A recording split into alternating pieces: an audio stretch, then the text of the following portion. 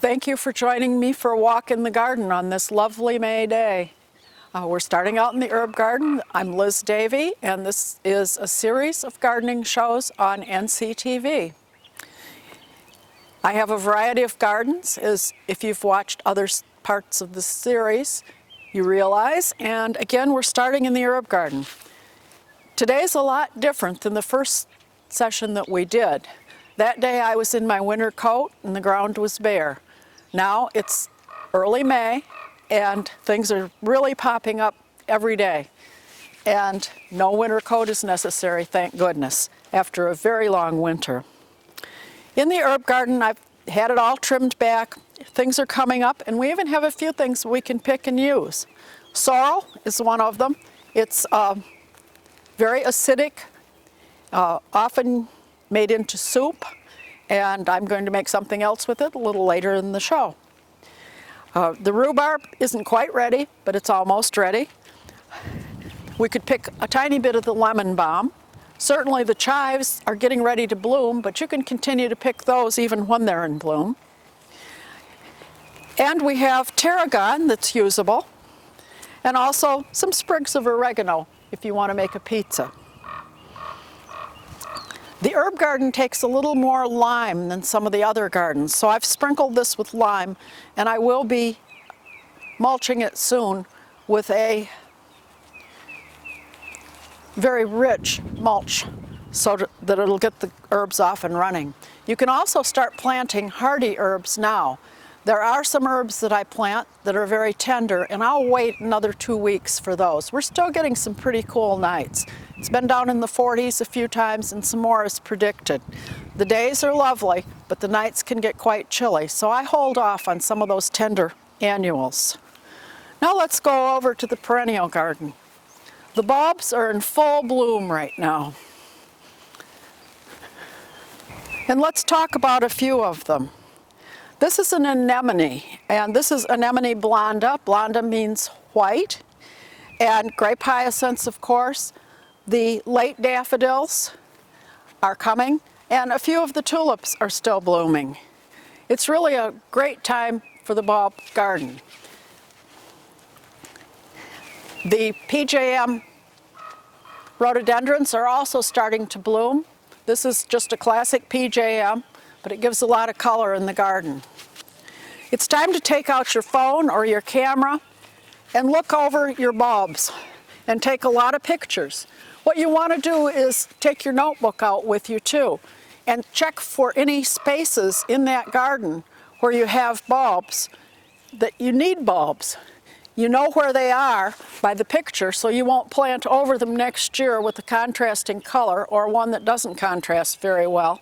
So you want to take some pictures now and include some sort of landmark, either a plant that will be there come fall that you know is going to be around, so you can decide where to plant the bulbs. Pictures are really the best way to go on this. And once you have your pictures, you can decide what you want to order.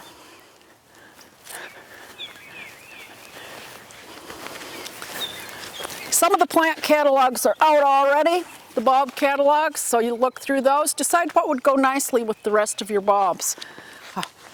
They put on a nice spring show, but remember when you plant them that they will die back, and you will need to find something to either replace that hole that will be in your garden or plant it next to something that's going to be large enough to cover the hole. I've done some of both. What do you do with the bulbs after they bloom? Well, by now you should have added some bulb fertilizer, bulb tone. If you haven't done it, you can still do it anytime, and also it's good to put some on in the fall. But you need to deadhead them. Once they're gone, you need to just cut them off so they aren't unsightly. This also, you'll see that they're starting to go to seed. I just leave the seeds in among the bulbs so that perhaps when covered with mulch, they'll continue to grow and expand the clump. But you don't want the bulb to just spend all its energy making seed, because if it does that, then your original bulbs may die out. So you want to take those off. It also makes the garden look a lot better, just to clip them back once they have gone. The late tulips are now up, and again the late daffodils. This is one called Thalia, and it seems to be a very hardy and dependable daffodil. I like the way its petals turn back on themselves. This is an Angelique tulip. It's a late double. Tulips are beautiful, but they don't come back in our area very well. There are some that will come back much better than others. The late doubles, of which this is one, and this one is a Darwin hybrid. The Darwin hybrid class comes back for a while. None of them will come back for 10 or 15 years. Usually it's 2 or 3 that you can get out of tulips. But they do add to the garden, and I try to put some in each fall so that I have some lovely blooms in May. The one to avoid is the Triumph tulips. They're very nice if you're doing just bedding and will be digging up the bulbs after they bloom. But they don't come back very dependably at all. If you want a particular one for a particular place, you probably will have to replant it every year. After the tulips bloom, again, we will deadhead the stems, taking off the top. And the important thing with all of the bulbs is to let them brown naturally. Don't tie them, don't cut them, just let them brown off. That's the time when the bulb is taking the energy from the sun and putting it into the bulbs underground. And that's where your blooms for next year will come from. They get a little unsightly. Again, that's why to plant something taller in front of it or to the side of it. But you need to do that if you want the bulbs to return at all. The other option is to dig them up and what is called heel them in, plant them someplace else so that they can form that bulb that they need for next year. They use the bulb to make the flower, and then they have to build up the strength again to do it the next year. And again, cutting them off. And these tulips have not yet bloomed. These were the early tulips that were in bloom 2 weeks ago. And again, they're ready to go. And I'll just snip them off and let that foliage ripen naturally. It's an important part of the process. I've been moving perennials around and digging some for plant sales. These are Fostoriana tulips. Those are one that is good to get. The Gregi and the Kaufmanias are also good. Those are early ones. There are all kinds of daffodils. This one is a double. And it's quite a pretty one with an apricot center. You're not just stuck with plain yellow daffodils anymore. There are so many different combinations. However, when they say pink, they really don't mean it. It's more of an apricot color. This one probably was called a pink center, but as you can see, it's pretty much apricot. True pink just isn't there. The other thing that we need to do now is to support the plants. I like to keep the garden neat, and there are all kinds of plant supports available. You can buy them. They come in all sizes. This will be a tall grass, and I wouldn't necessarily put this in now until I had the grass up to here, but I wanted to show you what it looked like. This is a shorter one. I'm going to leave this one. It's a plant called Boltonia, and it will rapidly rise and bloom in about a month. These are purchased ones. I also make my own, and you can too. All it requires is some old tomato cages and a pair of bolt cutters. And you can turn this into as many as 3 different plant supports. Very economical way to do it. And for this one, what I plan to do is cut it right here, and we'll just cut it above the lower ring. And I have 2. Now if I wanted 3, I'd just cut it above the other ring and I'd have 3. These are very useful. They disappear in the garden because they've already rusted a bit. And I really like them. I keep them over from year to year. And they're useful. This one is a small one, taken from the very top of a tomato cage. And I've got that around a plant that's going to have a long bloom stem. It's going to come up about here, and they tend to flop over if you don't support them a bit. You can move these around as the season progresses. It can also be useful. I've got a smaller one here, which you probably can't see unless I pick it up. I have campanula, and this is one of them that spreads very aggressively. And it helps me to decide where I want that plant. I'll put the support on, which will help support it, but also it will tell me to get a nice round clump how much I need to take out from the edges to clear out and give it space.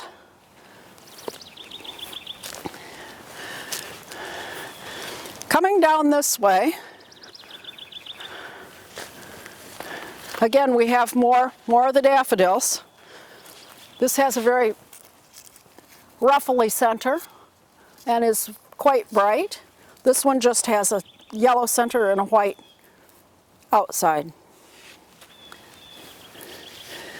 It's time to plant things, and I'm going to plant a few things.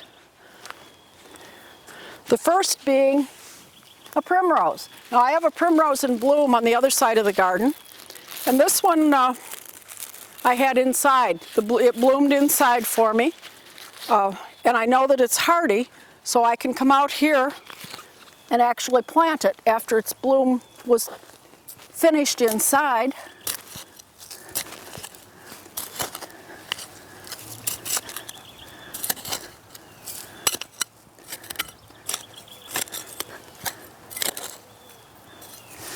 And I'll just put it in.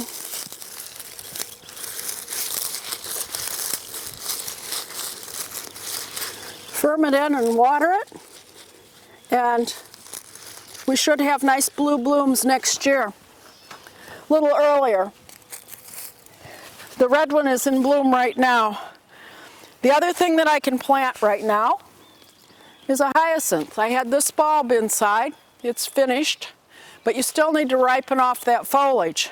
It was grown in a hyacinth glass, which is water, which I'll use to water the primrose at this point.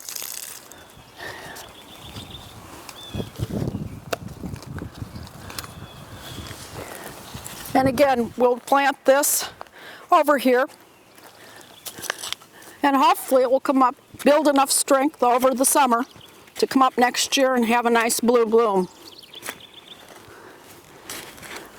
Following year we may get 2 blue blooms, but we'll just put it in, and I will come back and water these in more thoroughly.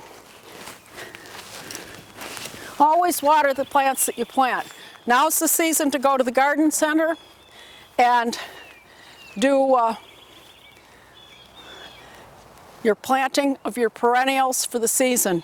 I like to have everything planted by about the 1st of June. That's when our hot weather usually cuts in, and they need to be settled in by then and have their roots starting to spread. I need to get my clippers.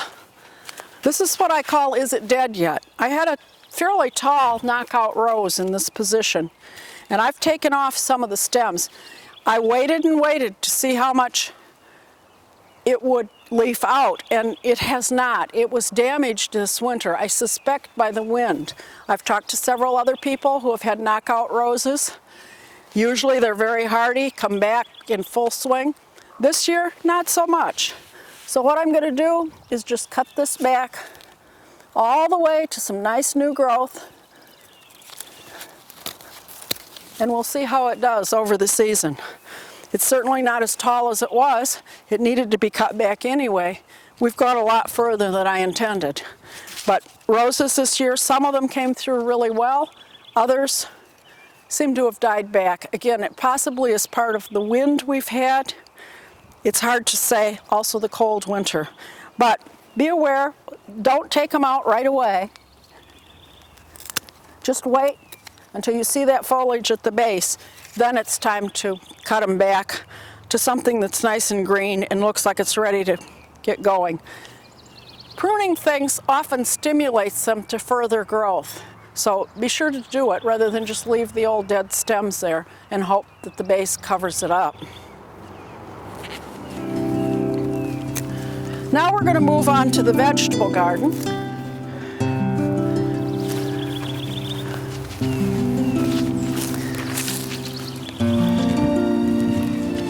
Last time we planted a few things. We planted some spinach, some onions, and some peas, as well as some radishes.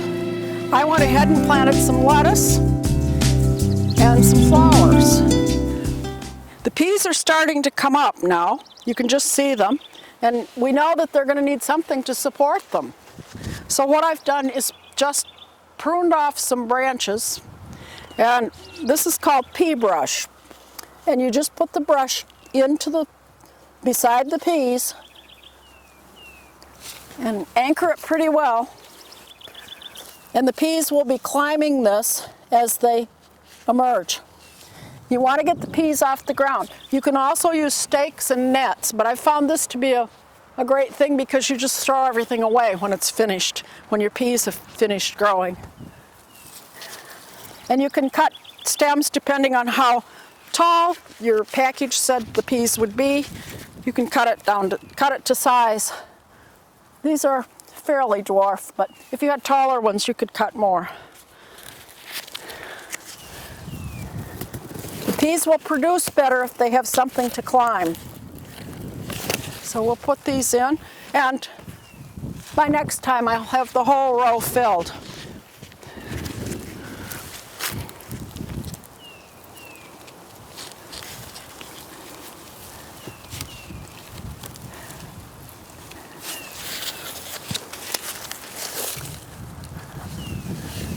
You can see our onions have also started to come up in the row, and you can spot the spinach further down, which both varieties have germinated.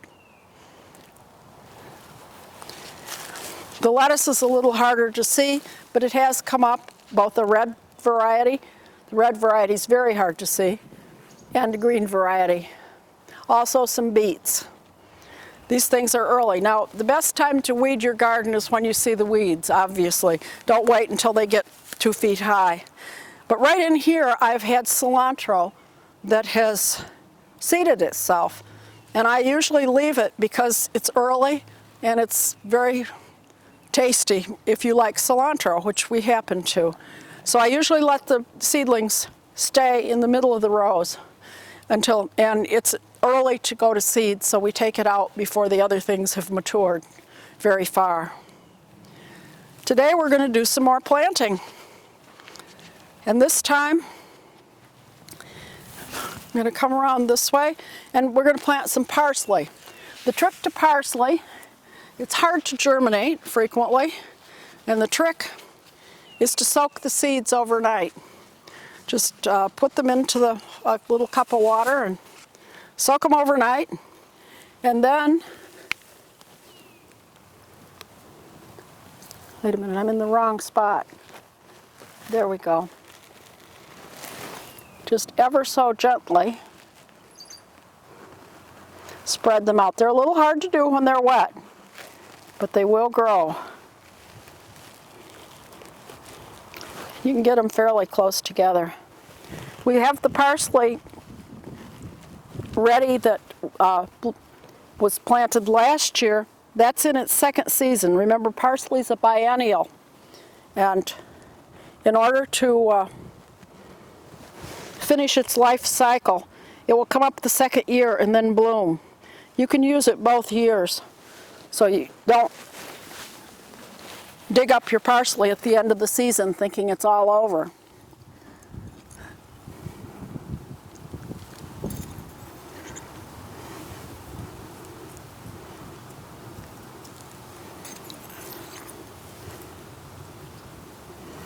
And we'll go back and cover it up.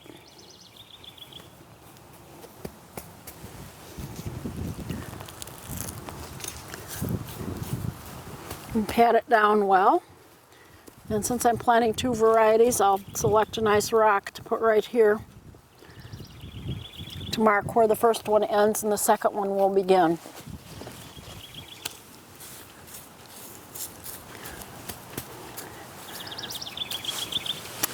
You can continue planting carrots, beets, parsnips, turnips, and other things. It's time now, before you start planting too much though, to kind of plan out your garden.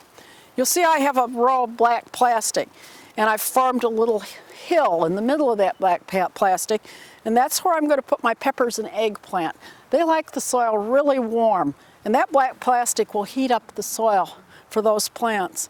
I've used red plastic at the end for my tomatoes. Again, it will help heat up the soil. I need to get some more of it. And I'll put my tomatoes in down there. And for some reason, tomatoes seem to do well with the color red as a mulch. They've done some tests on different colors of mulch with tomatoes, and red seems to be the one that gives you the best crop. So I'm giving that one a try.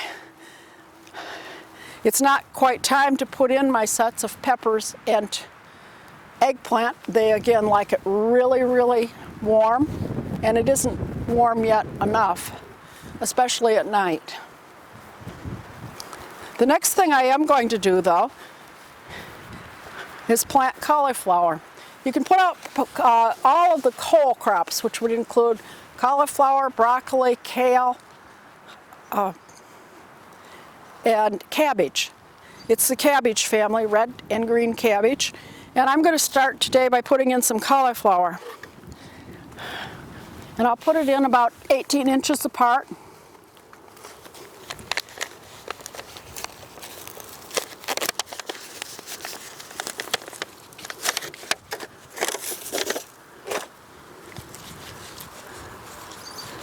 I've marked out the row. And I'll put one in there and space them out.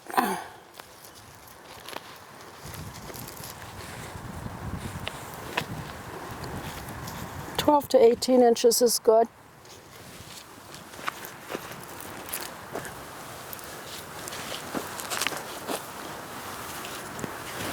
Plant these at the same level that they grew in the garden, in the containers.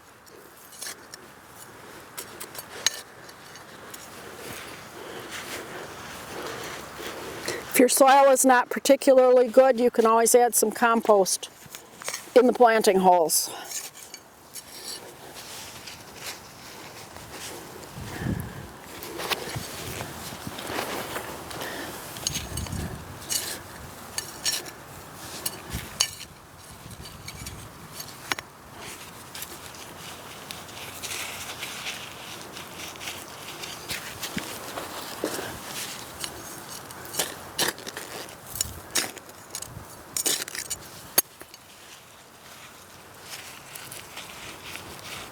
Firm it in a little bit, and then we'll water those in.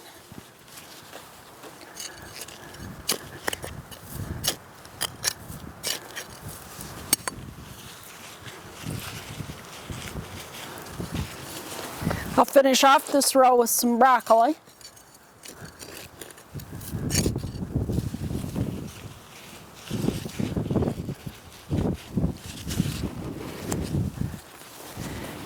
One major thing that happens with all of these crops, broccoli, cauliflower, kale,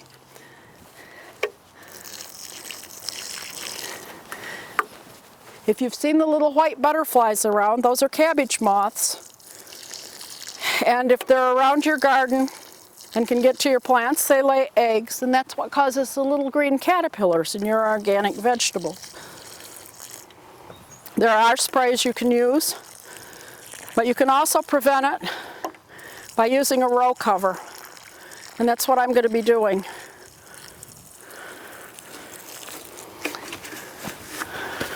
You need something to hold it up. The magazines have a lot of things you can buy, but I have discovered that if you go to the hardware store, you can get wires just the right size that are designed to hold up fluorescent lights under a suspended ceiling. And you just kind of put these in on either side. This will prevent those butterflies from getting to the cabbage.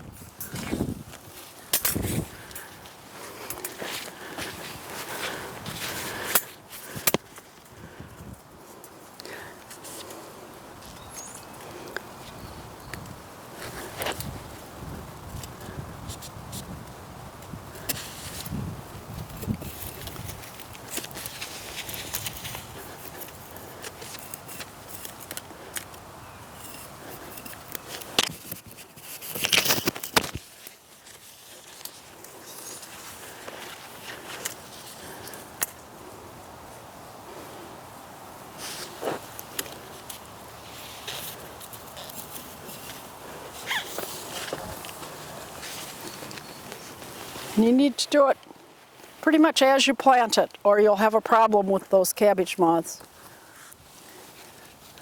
And then we're going to stretch this material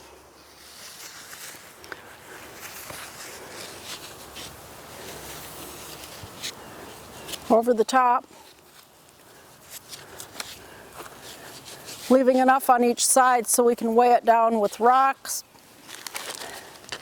And you can fasten it closed and to the hoops with clip clothespins. They work really well. This is a lightweight cloth designed to keep the insects out, and it will let the water through.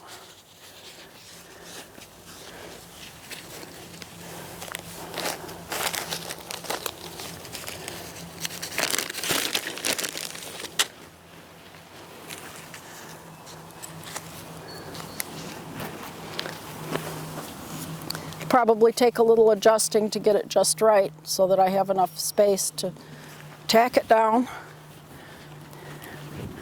And we'll also want to close it up with a clothespin.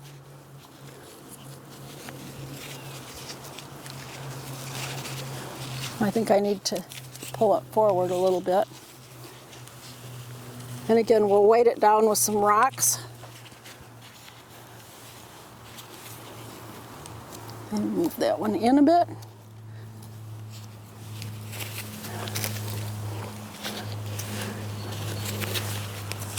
It does take a little work to get it just right, but it will save you from having the green worms in your cauliflower or your broccoli.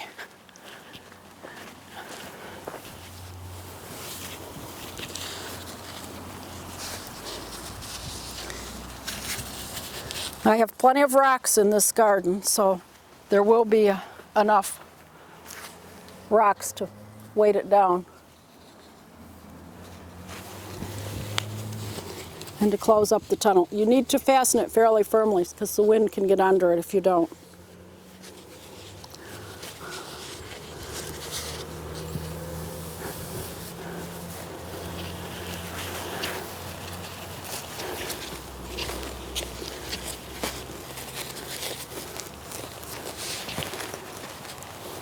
There, we've made our little tent for the cauliflower. Again, I'll go back and fasten it down with rocks.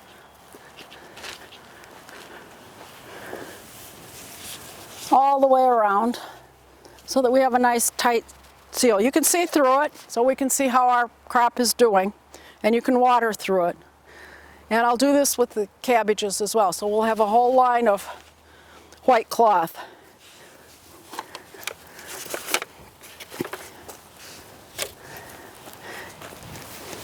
Now it's time to do some transplanting of some of the seedlings that we started before. You can see the parsley over here as I go by. This is the parsley that was from last year, and I can already use that, have been using it, either as a garnish or an ingredient. We also have the lovage, which is ready to use, and I've been cutting that and using it. We'll use some of that later on. Now we're going over this way to do some transplanting. The other bulbs I'll be planting are the begonias that we started inside way back in March. And they go into these larger pots. I will probably leave these in the pots and move them around in the garden as I need color. These are white ones. And we'll put a little soil around them. They stay fairly close to the surface. Have a couple of those. Again, we'll be watering those when we're finished planting.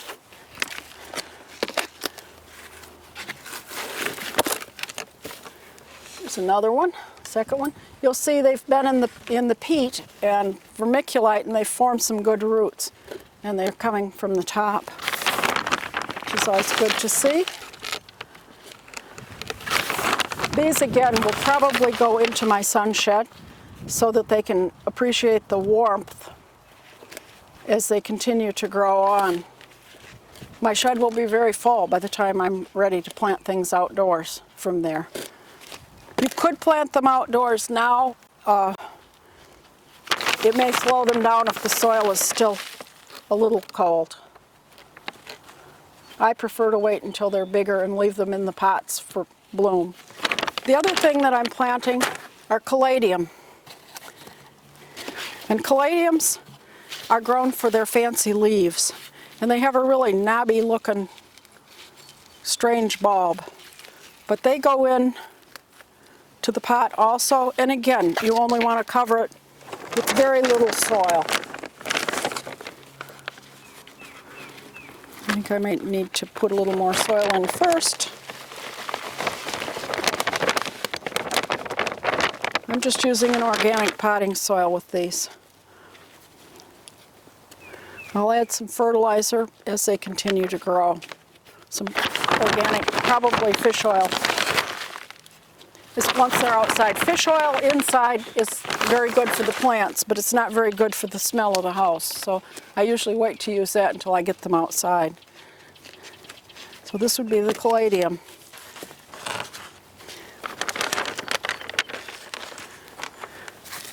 And it's a good idea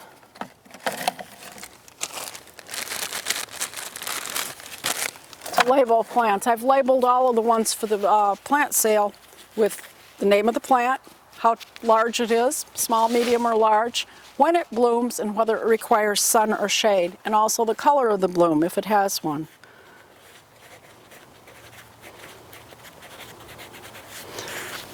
I'll record when I planted the caladium.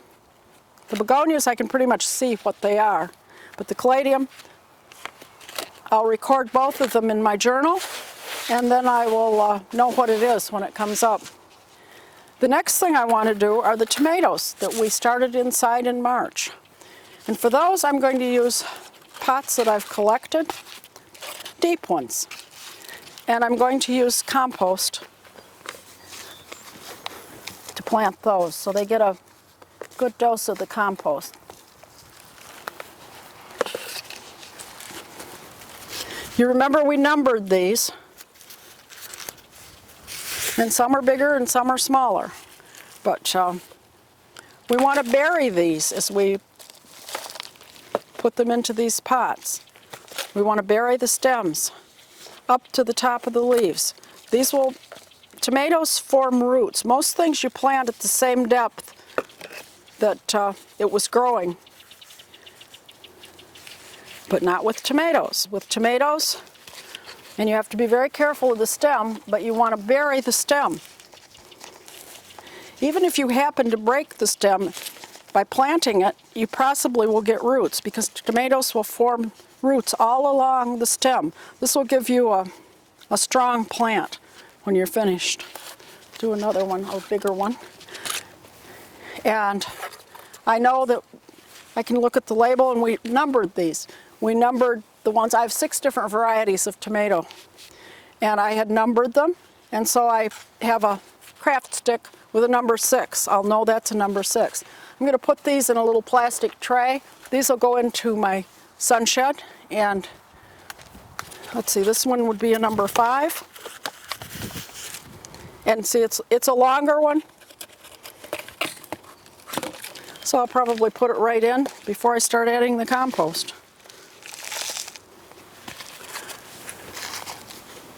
I won't put these into the garden probably until either the end of May or 1st of June, depending on how the weather is. Our season's catching up. It's been a long season, which is wonderful for the spring bulbs. Often if it gets very hot very fast, the spring bulbs come up, bloom, and are gone in about a week. But this year with our cooler times, we've had a nice show of color. And I have early, mid, and late blooms all at once. This is a number 5, so I'll put a number 5 tag in it. Then I'll know what it is when I go to plant it. I won't be planting all of these. I may give some of them away, but I want a good variety in my garden as well. These are some herbs that I got, and these will be going into the herb garden soon. These are thymes and chamomile. I'll wait to get some of the others until a little later.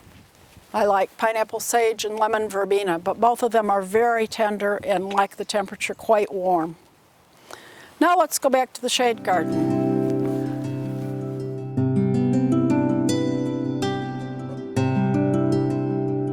The shade garden has turned from bare ground into a lot of green coming up, and also some flowering things. Brunera is one of the early flowers in the shade garden, and right now it's more of a sun garden because the trees haven't completely leafed out yet. We've just got tiny leaves. So they get a little more sun in the spring, and that's why many of the shade plants will bloom in the spring. Then they kind of relax as the shade becomes stronger. They don't have the light to bloom, and they put out their foliage. This is a Brunera. It grows really well around here. There are several varieties. This is just the common variety.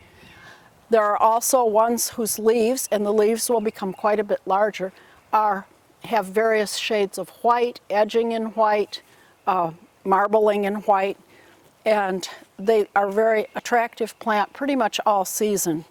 They make a real good filler for a shade garden. Hostas are starting to come up, and this is a small one. I have ribbon grass in this garden. This one is one that needs to be hacked back frequently, which we will do, but I keep it in one little area. More hosta coming up there. And by next time we'll have a lot of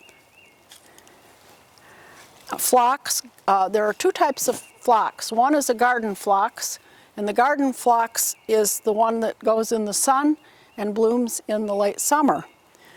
The woodland phlox is very fragrant, and it blooms in the spring, and will have just tons of blue blooms. It comes in blue, pink, and white, depending on the variety. The bleeding hearts are starting to bloom. We have several of those around, and again, they will, if you keep your eyes open, if you have a bleeding heart and let it go to seed, you'll probably find seedlings throughout your garden. This plant is called a pulmonaria. I guess they thought that it helped your lungs at one point back in history. I think that's a little doubtful. But it blooms in the spring. They have pink or blue blooms. And when it's finished blooming, you cut it back, and the foliage itself continues to grow with a lot of marbling or some white on it. So it's a very showy plant all season. Epimediums. There are various ones that I have. There's a little pink one in the back. This is the yellow, and they're blooming now. They're very delicate little flowers, and the leaves make a great ground cover. It's a plant I really like. Some of the bulbs will also grow in a shade garden, especially when it gets sun. Grape hyacinths. This is called leopard's bane, and it will bloom in the spring with the yellow flowers. Again, it will spread, so you have to kind of keep it in rain. This is a pretty large clump, and if I want hosta someplace else, this is the time to divide it. I could probably divide this several ways. Decide where I want to keep it. Do I want it on the edge? Do I want it back here? But rather than pull the whole plant and cut it with a knife, which you can also do, I'm just going to take some pieces off of it, digging it up with my shovel, going around it, and then pulling it out.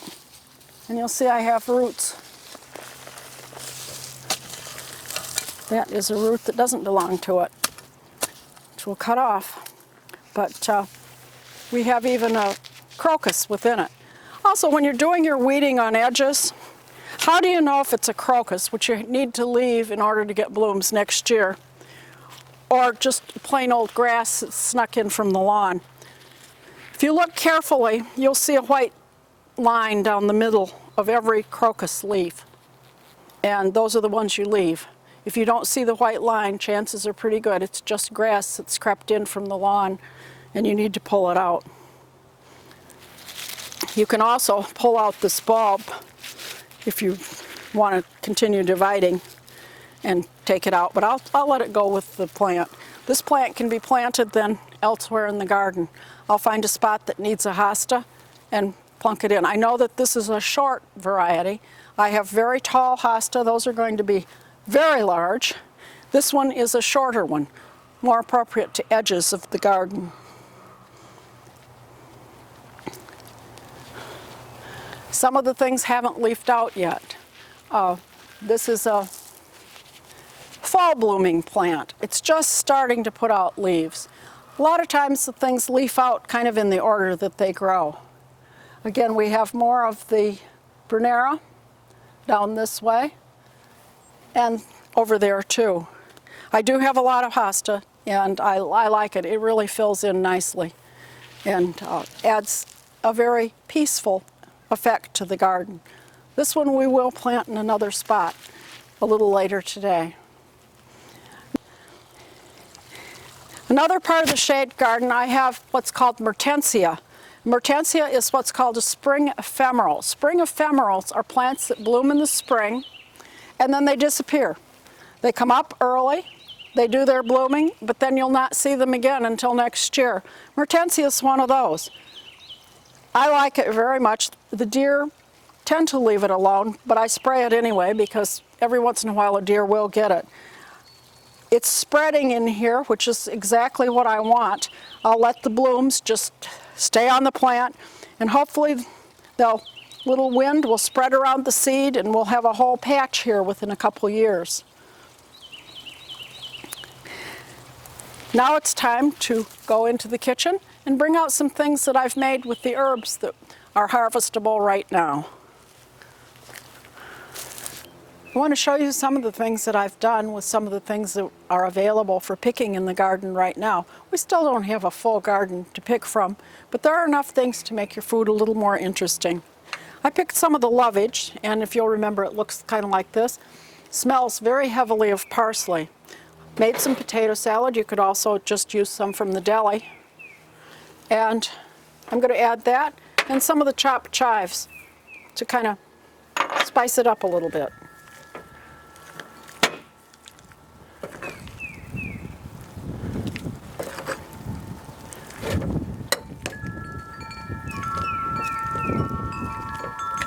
We'll stir it in and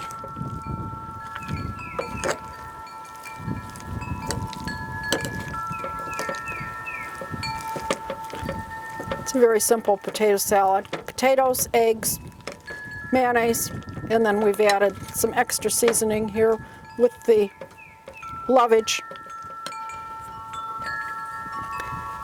and the chives. Remember the lettuce we planted in our first or second episode? We planted it in with the pansies and the flower pots. Well, it's pretty much ready for consumption. A little bit. There isn't a lot because there were only a few plants, but it's nice to have something fresh from the garden. So we'll use that as a base for the potato salad.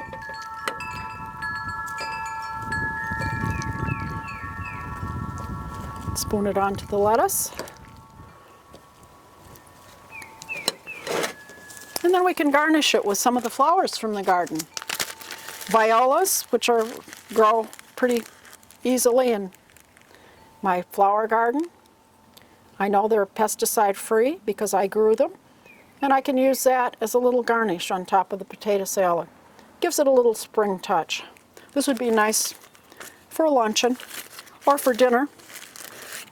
Adding some vegetables, fried chicken or grilled chicken. The next thing that I made, I used spinach and sorrel. You could either use all spinach or all sorrel, and puff pastry and caramelized onions and a little Asiago cheese to make a tart. Again, I made the puff pastry, but you could also use the frozen sheets that you get in the store.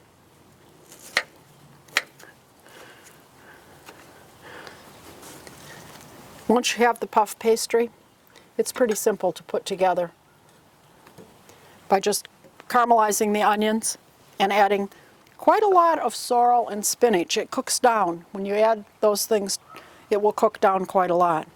So there we have a nice luncheon plate.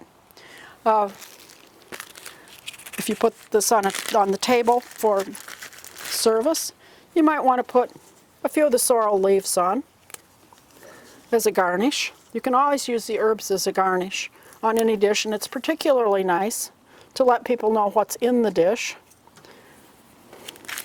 And again, I picked one of the pansies out of the pots, and with the pansies, remember to pick them because they'll keep growing and blooming as long as you pick them until it gets really, really hot. Then they will stop blooming. But you need to keep these things picked if you want to use, and using the blooms is always a nice idea. That concludes today's episode. Thank you for joining me for a walk in the garden on NCTV. Be sure to come back next time. We are filming every 2 weeks throughout the garden season, and you'll find out what's being planted, what's being harvested, and what plants are in bloom along the way.